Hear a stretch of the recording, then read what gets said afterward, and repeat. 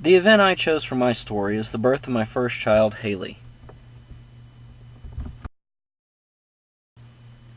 Haley was born on November 15th, 1999, at 8 p.m. in Mineral Wells, Texas.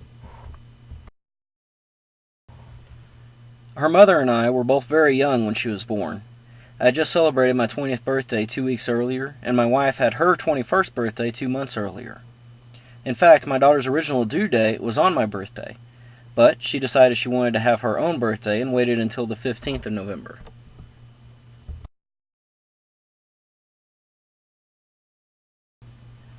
I remember my wife and I started the day off like any other, about to eat breakfast, when my wife had used the restroom. She came back out a few minutes later to inform me that her water had broken. We then proceeded to make a mad dash to the hospital, trying not to forget anything, while my wife was telling me to slow down the entire time because she wanted to make it to the hospital in one piece.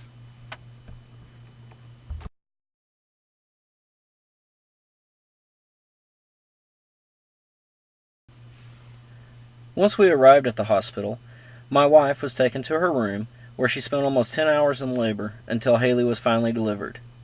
The hospital staff in Mineral Wells was very friendly and was probably the best hospital in the area.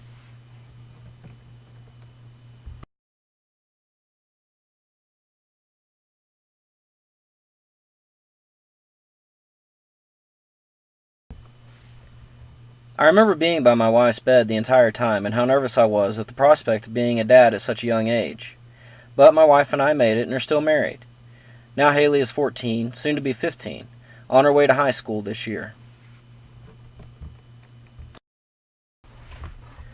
My parents always told me that time flies when you start to get older.